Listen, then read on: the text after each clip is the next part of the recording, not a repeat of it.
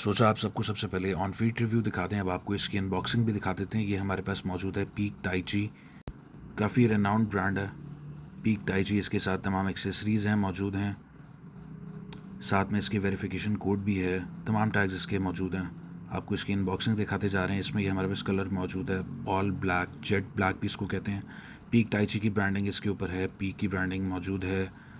क्या ज़बरदस्त इसकी आउटर मोस्ट सोल है, क्या ज़बरदस्त इसका रोबस्टनेस जैसा कि आप चेक कर रहे हैं, इसका क्या कंफर्टेबल इसका आउटर मोस्ट सोल है। इसकी बैक प्रोटेक्शन आप चेक करें, हील प्रोटेक्शन क्या ज़बरदस्त इसके आगे से अगर आप चेक करते हैं, इसका रिफ्लेक्टर्स बहुत ज़बरदस्त इसके आउटलुक दे रहे हैं।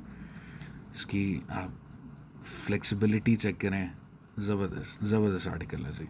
तो आज ही अपना ऑर्डर प्लेस कीजिए www.tbchwholesale.bk। आप इसकी आउटर मोस्ट सोल देख रहे हैं। यहाँ पे पीक ने दी है जी टॉर्शन टेक, जो कि इसको काफ़ी ज़बरदस्त जूते को फ्लेक्सिबल और बैलेंस्ड बनाती है।